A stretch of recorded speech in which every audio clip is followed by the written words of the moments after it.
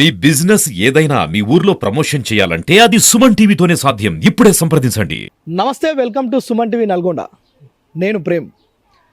మనము సరదాకి టైంపాస్కి బొంగులు లేదా మురుమురాలు లేదా పోహ ఇలా ఒక్కొక్క ప్రాంతానికి ఒక్కొక్క తీరుగా మాట్లాడుకుంటాం.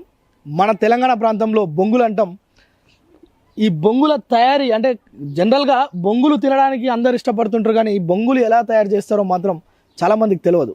సో ఈరోజు నల్గొండ జిల్లా కట్టంగూరు ప్రాంతానికి మనం వచ్చినాం. ఇక్కడ భారతదేశంలోనే అత్యధికంగా ఇక్కడే బొంగులు తయారు చేస్తారు. బొంగులకు ఫేమస్ కట్టంగూరు మండలం. సో మనం కట్టంగూరు మండలంలోని ఒక ఫ్యాక్టరీకి వచ్చినాం. ఈ బొంగులు తయారు చేసే విధానం ఏంటి, అసలు ఎట్లా తయారు చేస్తారు, ఈ వడ్లతోటే బొంగుల్ని తయారు చేస్తారు. మనం చూసే వరి ధాన్యం అంటాం. ఈ వడ్లతోనే పూర్తిగా వీటికి ప్రాసెస్ చేసి బొంగులు తయారు చేస్తారు. సో ఈరోజు ఈ బొంగులు ఎలా తయారవుతాయో మొత్తం ఎలా తయారు చేస్తారు, ఎలా తయారవుతాయి, ఇది ఇక్కడ నుంచి ఎలా మార్కెటింగ్ చేస్తారు, దీనికి ఎంత ఖర్చు అవుతుంది, దీనికి సంబంధించిన కథా కార్ఖానా పూర్తిగా మీకు తెలిపే ప్రయత్నం చేస్తా. రండి.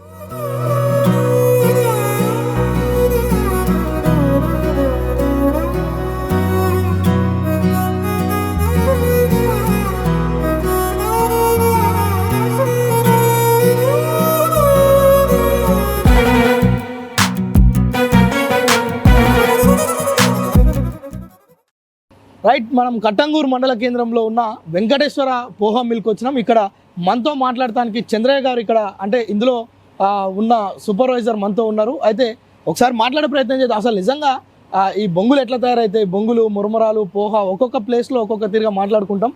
వీటిని అత్యధికంగా అంటే ప్రతి దాంట్లో మందులకు టైంపాస్కి కళ్ళు తాగేటోళ్ళు ప్రతి ఒక్కరు దీన్ని ఎంజాయ్ చేస్తుంటారు. సో వీటిని ఎట్లా తయారు చేస్తారు, ఎక్కడి నుంచి దీని ప్రాసెస్ మొత్తం అడిగి తెలుసుకుందాం. నమస్తేనే. నమస్తే. బాగున్నారా? బాగున్నా సార్. ఏంటి అసలు ఈ బొంగులు ఎట్లా తయారు చేస్తారు పూర్తిగా? ఈ బొంగులు సార్ ఇప్పుడు మనకు ఉమ్మడి ఆంధ్రప్రదేశ్లో కూడా మనం కట్టంగూరు మండలంలో ఒక 50 సంవత్సరాల నుంచి తయారు చేస్తున్నాం. ఫస్ట్ వాటిని ఒక బస్తతో మెల్లమెల్లగా బట్టల మీద తయారు చేసుకుని ఈ స్థాయికి వచ్చినాం. అందులో ఏమి కల్తీ ఉండదు. ఖాళీ ధాన్యంతో బొంగులు తయారు చేస్తాం. బంక వడ్లు 10 ధాన్యంతో చేస్తాం. ధాన్యంతో పేదాలు చేస్తాం. అంటే ఓన్లీ ఈ వడ్లు తీసుకొచ్చి ఇక్కడ ప్రాసెస్ చేస్తారా మొత్తం? అవును సార్. Okay sir. ఏంటి 1010? బంకొడ్లు సార్. తెచ్చిన తర్వాత ఏం చేస్తారు?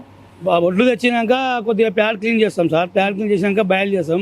బాయిల్ చేసినాక మళ్ళీ వడ్లు మిల్లులో వేస్తాం, హీట్ చేస్తాం. వేయించాక మళ్ళీ బియ్యం తయారు చేస్తాం. బియ్యం తయారు చేసినాక మళ్ళీ ఎండబెడతాం, హీట్ డ్రై చేస్తాం. మళ్ళీ వాటిని కొద్దిగా సాల్ట్ వాటర్ కలిపి మళ్ళీ మిల్లు బొంగులు తయారు చేస్తాం సార్. Okay sir. అంటే ఈ ప్రాసెస్ అంతా ఎంతసేపు పడుతుంది ఒక క్వింటా వడ్లు తయారు చేయాలంటే? దీనికి కనీసం ఒక 8 గంటలు పడుతుంది సార్. ఈ ప్రాసెస్ మొత్తం మిల్లు మళ్ళీ బంద్ కావడానికి 8 గంటలు పడుతుంది సార్. ఎంతమంది వర్కర్లు ఉంటారు మన దగ్గర? ఒక 10 మంది వర్కర్లు ఉంటారు సార్. 10 మంది వర్కర్లు. అంటే రోజు ఎన్ని క్వింటాలు తయారు చేస్తారు బొంగులు మీరు? రోజు మ్యాక్సిమంగా ఒక 40 క్వింటాలు ధాన్యం చేస్తాం సార్. 40 క్వింటాల ధాన్యం, బొంగులు కాదు ధాన్యం. ధాన్యం 40 క్వింటాలు అంటే బొంగులు ఎన్ని బస్తాలు అవుతాయి? 300 బస్తాలు అవుతాయి. 300 బస్తాలు. మరి ఎట్లా అంటే ఇక్కడ ఈ సాల్ట్ వేయడం అంటే టేస్ట్ కోసమా? సాల్ట్ టేస్ట్ కోసం సార్. ఆయిల్ కలపడం అట్లాంటివి ఏమైనా చేస్తారా? ఆయిల్ ఏం లేదు సార్. లైవ్ చూపిస్తా మీకు ఏం ఉండదు. ఇంట్లో మొన్న ప్రతిసారి డాక్టర్ ఫుడ్లో కూడా ఇవి తినమని చెప్తారు. బీపీ షుగర్ ఉన్న వాళ్ళైనా ఏది ఉన్నా కూడా ఇంట్లో తినాలి, ఆరోగ్యానికి మంచిది. కల్తీ లేని ఫుడ్ ఇది ఒకటి. Okay sir.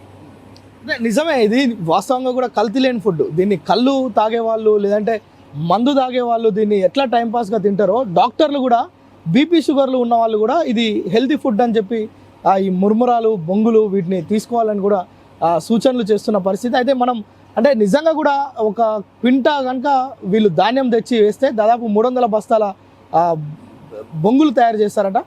మరి వీటి మార్కెటింగ్ ఎట్లా మొత్తం? ఇక్కడ మార్కెటింగ్ సార్ ఇక్కడ మన కాడ ఒక స్టేట్లో ఒక తిరిగి ఉంటుంది సార్. రాయలసీమ పోతే ఉగ్రాని అంటారు. మనం ఉదయం టిఫిన్ ఇడ్లీ పూరి తింటాము, వాళ్ళు ఉగ్రాని తింటారు. రాయలసీమలో, మహారాష్ట్రలో, కర్ణాటకలో దీని వెరైటీ ఫుడ్ తయారు చేసుకుని తింటారు. స్కూళ్ళలో పిల్లలకు కూడా ఇది పంపిణీ చేస్తారు. మధ్యాహ్నం ఈవినింగ్ పెడుతుంది. ఇది మెయిన్ సార్.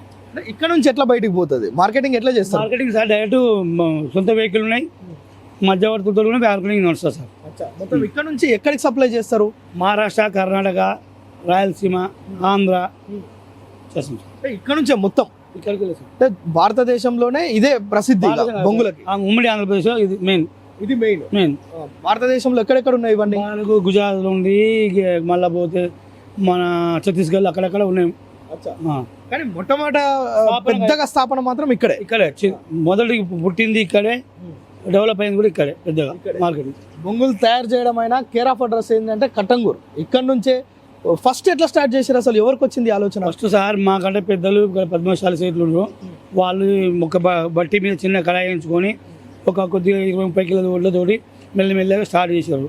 దాని టెక్నాలజీతో డెవలప్ చేసి మా సైట్లు అందరూ మా 14 సేట్లు ఉన్నారు, వాళ్ళతో డెవలపింగ్ చేసి దీని వరకు తీసుకొచ్చారు.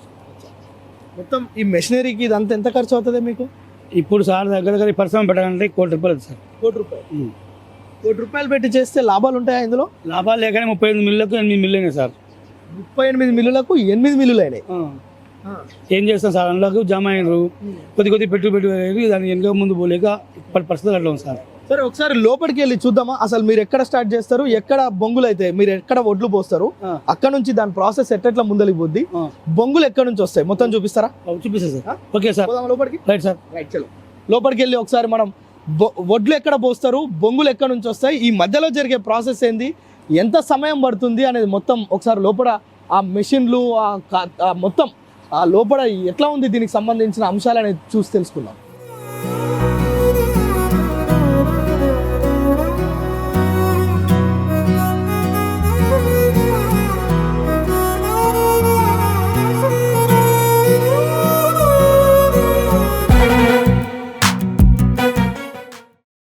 సో మనం లోపలికైతే వచ్చినాం. బొంగులు ఎట్లా తయారు చేస్తారు, మనం బొంగులు కేవలం తింటుంటాం, అయితే అవి ఎట్లా తయారు చేస్తారో మాత్రం ఎవరికి తెలియదు. కానీ ఇంత పెద్ద మెషినరీ ఉంది. ఒక రైస్ మిల్లులో కనుక ఎట్లా ఉంటుందో పూర్తిగా ఈ బొంగుల తయారీకి సంబంధించిన ఫ్యాక్టరీలో కూడా ఇంత పెద్ద ఎత్తున మెషినరీ ఉంది. ఇక్కడ రా మెటీరియల్ ఉంటుంది, దీనికి సంబంధించిన జనరేటర్లు, దీనికి ఎంత విద్యుత్ పడుతుంది, ఇంత పెద్ద అప్డేటెడ్ యంత్రాలు ఇక్కడ ఉన్నాయి.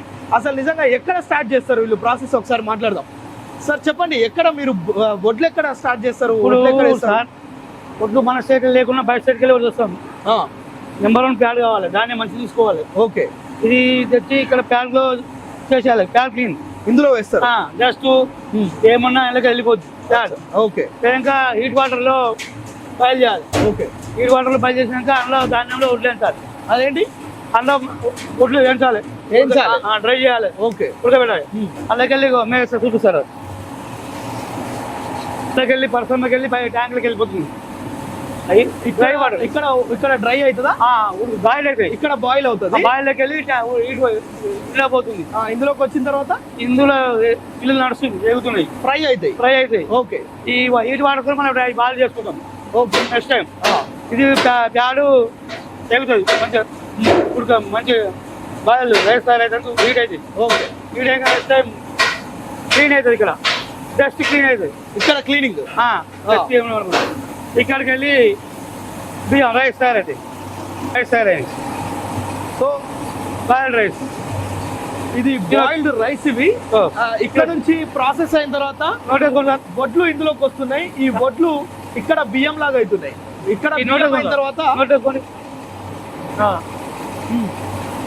ఇక్కడ ఆల్రెడీ సాల్ట్ కలిపిరు. కలపలే, ఇంకా కలపలేదా? బియ్యం చాయ్. ఓకే, నెక్స్ట్ టైం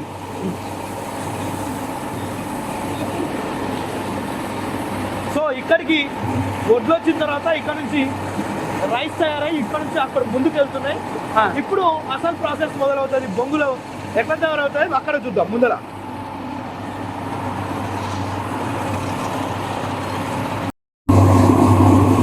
మొట్టమొదటగా కింద వడ్లేసిన తర్వాత అక్కడ డస్ట్ ఏం లేకుండా క్లీన్ అవుతాయి. తర్వాత పైకి పంపిస్తారు, అక్కడ బాయిల్డ్ అవుతాయి.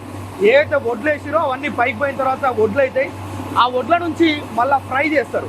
అవి మొత్తం కూడా అక్కడ ఉన్న డస్ట్ కానీ అందులో ఉన్న చెత్త కానీ పోతుంది.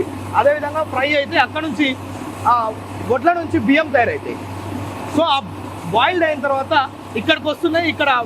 ఇక్కడ పూర్తిగా మనం చూడవచ్చు, ఇదంతా ఆ పొట్టు, వడ్లకు సంబంధించిన తౌడు. ఈ తౌడు వేరే అవుతుంది. ఇక్కడ బియ్యం పోతున్నాయి లోపలికి. ఇక్కడ నుంచి లోపలికి వెళ్ళి పైకి వెళ్తాయంట. మళ్ళా పైకి వెళ్ళిన తర్వాత అక్కడ నుంచి వడ్లు బొంగులు తయారవుతాయి. మనం ముందుకెళ్దాం. సో ఇవి మనం ఇంతసేపు మాట్లాడుకున్న బొంగులు, వీటికి తయారీకి మనం చూసేంత ఈజీ కాదు. వీటికి పెద్ద పెద్ద మెషినరీలు ఉన్నాయి. వీటికి సంబంధించి ఇక్కడ చూడొచ్చు మనం, ఇదంతా ప్రాసెస్ అయిపోయిన తర్వాత వడ్లు వేసిన దగ్గర నుంచి అవి ఉడికి మళ్ళీ ఫ్రై అయిపోయిన తర్వాత బాయిల్డ్ అయ్యి మళ్ళా పూర్తిగా ఈ ప్రాసెస్ అంతా అయ్యేందుకు దాదాపు ఒక 5-6 గంటలు పడుతుందంట. మొత్తానికి ఇక్కడ నుంచి ఇది అవుట్పుట్, అక్కడెక్కడో స్టార్ట్ చేస్తే ఇక్కడ బొంగులు తయారై బయటకు వస్తున్నాయి. అయితే ఇందులో కొంత మట్టి వస్తుంది, ఎందుకని? ఇసుక మెయిన్ దాంట్లోనే ఆయిల్ బదులు ఇసుకలనే తయారవుతాయి. అచ్చా, ఇది మొత్తం ఫ్రై అయ్యేది ఇసుకలే అవుతాయి. అచ్చా, మనం చూడొచ్చు ఈ అవుట్పుట్ దగ్గర ఇక్కడ మొత్తం డస్ట్ వెళ్ళిపోతుంది. అంటే ఏదైతే తాళ్ళు ఉంటుందో సరిగ్గా బొంగులు తయారు కానీ అవి ఇక్కడ నుంచి వెళ్ళిపోతున్నాయి. ఇక్కడ ఇసుక, ఈ ఇసుక మొత్తం ఇక్కడ ఫిల్టర్ అవుతుంది. ఓన్లీ మంచి బొంగులు మాత్రమే ఇక్కడ నుంచి బయటకు వస్తున్నాయి. వీటిని వీళ్ళు ప్యాక్ చేసి మళ్ళీ వీటిని మార్కెటింగ్ చేస్తారు. మార్కెట్ తినొచ్చు కూడా. ఇప్పుడు డైరెక్ట్ వీటిని తినొచ్చు కూడా. ఇక ఇక్కడ వేరే ప్రాసెస్ ఏం లేదు, ఇక్కడ ఆయిల్ కలపడం అట్లాంటివి ఏం లేవు. జస్ట్ సాల్ట్ వాటర్ వేస్తారు, ఇవి ఇక్కడ తినొచ్చు. ఇక్కడ నుంచే డైరెక్ట్ మార్కెట్ కి కూడా పోతాయి. ఇది పూర్తిగా బొంగులకు సంబంధించి ఇంత అంటే మనం చూస్తున్న ఈ మురుమురాలు అయితే కావచ్చు, బొంగులు అయితే కావచ్చు, ఇవి మొత్తం తయారయ్యే ప్రాసెస్ ఇది. వీళ్ళు ఇక్కడ నుంచి ఇక మార్కెట్ చేసి ఇక్కడ నుంచి వేరే వేరే రాష్ట్రాలకు పంపించడం, ఆంధ్రాకి ఇతర ప్రాంతాలకి మార్కెటింగ్ పాయింట్స్కి పంపించి అక్కడ నుంచి వీళ్ళు వ్యాపారం చేస్తున్నారు. సో ఈ బొంగులు అంటే డాక్టర్లు కూడా రెఫర్ చేస్తారు చాలా మందికి, బీపీ షుగర్ దీర్ఘకాలిక వ్యాధులు ఉన్నోళ్ళు అన్నం తినొద్దు, కొంత స్నాక్స్ లాగా కూడా తినొచ్చు అనే ఒక పదార్థం. ఇది కల్తీ లేని పదార్థం, ఇందులో ఎలాంటి ఆయిల్ అట్లాంటివి లేవు. కేవలం ఉడకబెట్టి వడ్ల రూపంలో ఉన్న వీటిని వడ్లుగా వేసి అక్కడ నుంచి ఉడకబెట్టి తర్వాత వాటిని అంటే ఇందులోనే పూర్తిగా ఎండబెట్టే ప్రాసెస్ కూడా ఇందులోనే ఫ్రై అవుతుంది. తర్వాత బాయిల్డ్ అయ్యి ఆ వడ్ల నుంచి బియ్యం లాగా వేరవుతుంది. ఆ తాలు ఏదైతే పిప్పి లేదంటే తౌడు అంటారో, ఆ తౌడు మొత్తం వేరైపోయిన తర్వాత ఈ మెయిన్ మిషన్లోకి వస్తుంది. ఇక్కడ నుంచి అవి ఫ్రై అయ్యి ఇసుకలో పూర్తిగా ఇసుక వేడికి అవి మొత్తం ఇలా బొంగుల్లాగా తయారయ్యి బయటకు వస్తాయి. ఇందులో కూడా ఎలాంటి డస్ట్ లేకుండా, అంటే పూర్తిగా ఇసుకలో తయారవుతాయి కనుక ఇందులో ఎలాంటి ఇసుక లేకుండా కూడా ఈ మిషన్లోనే అది ఫిల్టర్ అయిపోయి ఓన్లీ బొంగులు మాత్రమే ఇక్కడికి వస్తాయి. వీటిని వీళ్ళు ఇక్కడ ప్యాక్ చేసి ఇక్కడ నుంచి ఇతర ప్రాంతాలకు తరలిస్తామని చెప్తున్నారు.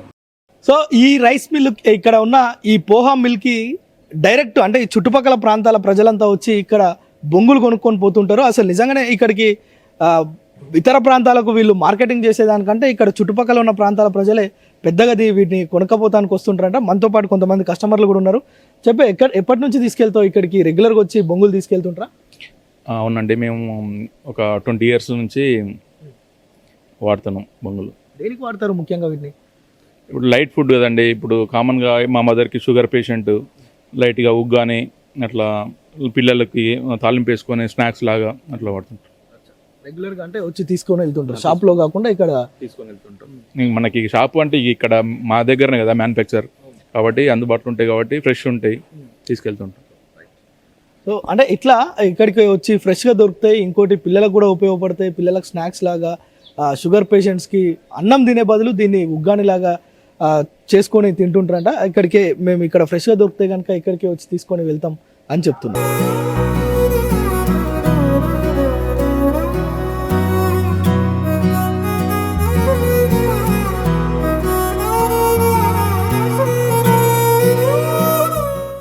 ఇది బొంగులకు సంబంధించి పూర్తిగా తయారీ విధానం.